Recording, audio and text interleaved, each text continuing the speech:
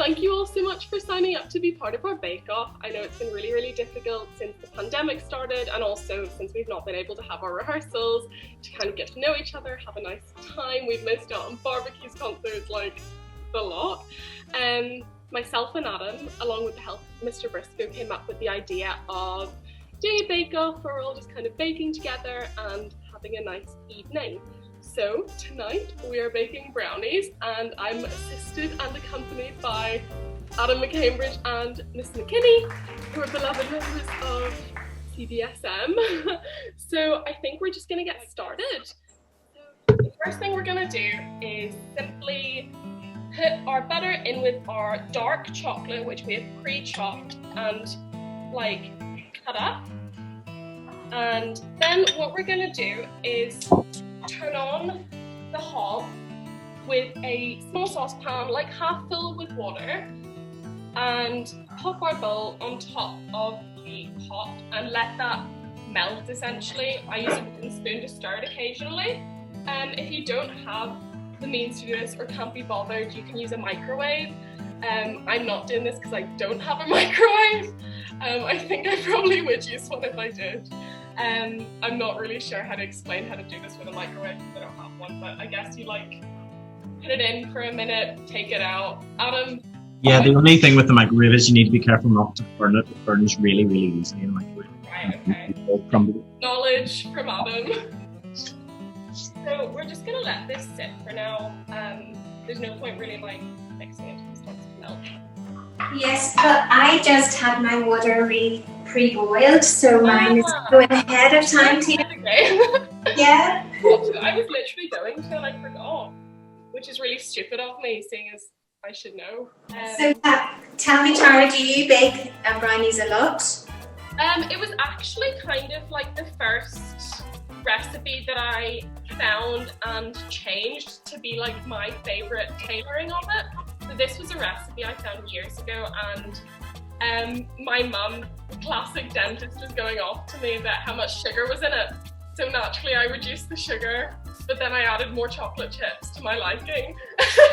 So this recipe is like of my tailoring. I really like it. It doesn't give off really cakey brownies, but more like dense fudgy brownies, which I tend to prefer. But it's really good. Well, you'll be pleased to know it's my first experience of making brownies, or at least trying to make brownies. No way! Oh, yeah. It better be good then, I guess, like no pressure. No pressure. Have you been up to anything exciting during lockdown? No, not at all. I've been working very long hours in front of a screen, and it is just doesn't suit me at all. I just love being with students, teaching, hearing music, so I'm missing all of those lovely things. Yeah. I definitely found respite in baking, I think. I haven't learned how to make bread yet properly though, you know? So my chocolate and butter are coming together very nicely here. Very good. So just keep stirring it gently until like all the butter's gone, because probably your chocolate is melted before your butter is. Yep. Mm-hmm. So just like, you don't have to stir it continuously, you can if you want to. I'm probably just going to leave mine for a minute. Okay, so my butter and chocolate is nice and melted. I'm not sure if you can see, but when you lift up the spoon, it just drizzles down very silkily. So when that is the case, feel free to turn off the hob and lift your bowl off the water. If you don't burn yourself. Don't burn yourself, and I didn't say this before, but make sure you wash your hands. There's a global pandemic. Yes, absolutely. So I'm just going to show you. This is what my chocolate looks like, very silky and smooth. Hello. We're back in the kitchen, and we have our melted chocolate here with our butter. And the next step is to get our eggs and our sugar. And crack your eggs into a large mixing bowl as such, and then essentially add in your sugar. And if you haven't yet, obviously stick your oven on to 180. Yeah. Alright. This is like probably the right time to turn on your oven, honestly. So pour in your sugar and then start whisking. So today I'm using a handheld whisk. You can also use a fork, an electric whisk. literally anything you want to just incorporate the eggs with the sugar. So you want to do it like quite fast, like your arm starts to hurt after a while. That's when you know it's going well.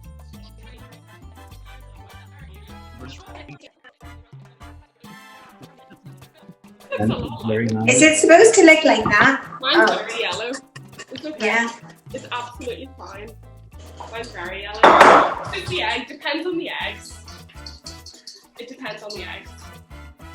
Right, okay. I'm happy with mine. It's fluffy-ish. You should have like kind of froth on the top. Few bubbles.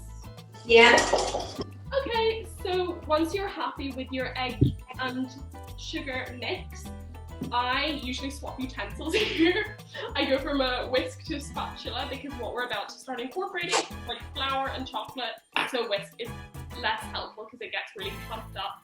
I like your spatula, Miss McKinney. Very pretty. So the next step is to take your flour and cocoa powder, which if you wanted to, you could have sifted before this. I couldn't be bothered. Adam can be bothered. Yeah, so we're mixing the cocoa and the flour together? You can just put it straight into the main bowl with the egg and sugar. Yeah. Just fill it in. Fill it in. It's all good. Okay, so once you have your flour and your cocoa powder inside the bowl, you want to kind of use a slow folding movement. So I am currently scraping the outside of the bowl with my hand, or with my spatula, and then kind of bringing it into the center of the bowl, and that way we're preventing too many air bubbles from escaping from the already frothed egg and sugar mix, which is really great. And you want to do that until it's like fully incorporated, basically. I was just gonna say, we've actually done it in the wrong order, but it doesn't matter. There's a tip for the final room. When baking cakes, flour always goes in last along with any raising agent that you're using. So baking powder, bicarbonate of soda, anything like that goes in last. What consistency is yours now, Adam? I'm kind of... Yeah. Yeah. Yeah. It should be really gloopy and thick. Yeah, so now just pour this into your chocolate mix. You don't have to do it in stages, just literally pour it in. Like so, it'll look really nice and creamy. I like to scrape the sides of the bowl so I don't miss anything with my spatula that I'm using. Looks so good. Doesn't it? The brownie recipe is really rich. It's really rich. I will say that. It is a nice, deep, chocolatey flavour. You can only really stomach one. So this is turning into almost like a ganache. Yeah. Yeah, doesn't it?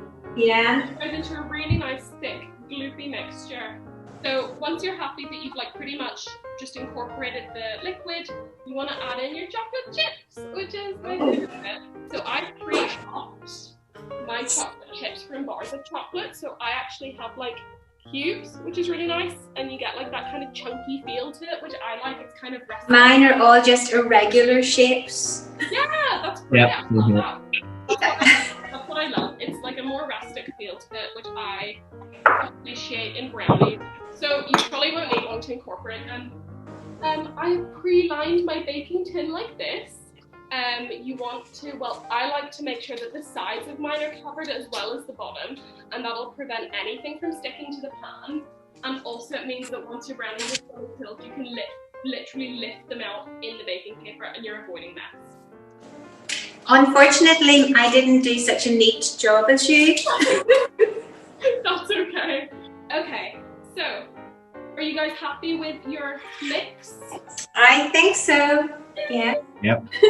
So what you want to do is basically get a firm grip because the bowl's going to be quite heavy, and you want to gently pour out your mix using your spatula or whatever utensil you're using, and just let that fall into your tray. It should start to spread out. Make sure as much as you can because you want to save all of the chocolatey goodness inside the bowl. So if you can see, when I pour it in, it's not like quite corner to corner. I don't know if you can see that. So what I'm going to do is I'm just going to gently push the remainder of the brownie mix to each corner of the tray without making the paper move at all. So, because you still want to make sure that the paper is exactly where you put it. And then you can do like a little sprinkle spready motion. I like to do that little spready motion, and that sometimes gives you like nice lines in the brownies. Sometimes it depends. And then using something else, if you want, you can scrape off what's on your spatula. I'm using a wooden spoon from when I melted the chocolate. And that way you're getting every last drop. And that's it. As you can see here, we have our brownie mix ready to go. I don't know where Miss McKinney and Adam are at.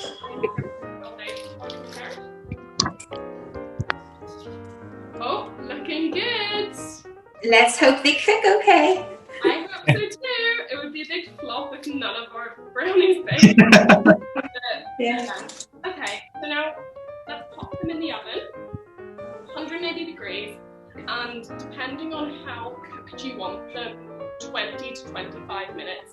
If you put them up for 20 minutes, you'll get nice gooey brownies. So they'll be a little bit gooey in the center, but they'll be cooked safely 100%.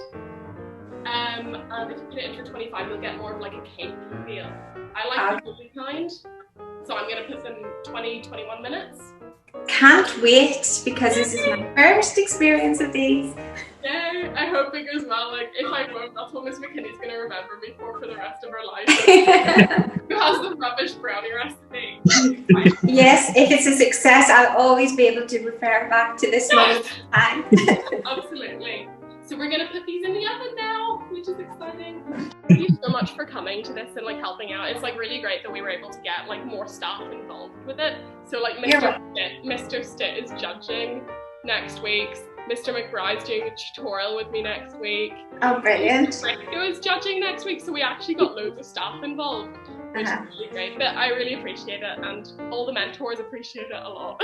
You're welcome. It was good fun. Thank you so much for asking me. See you later. Okay, bye. Bye.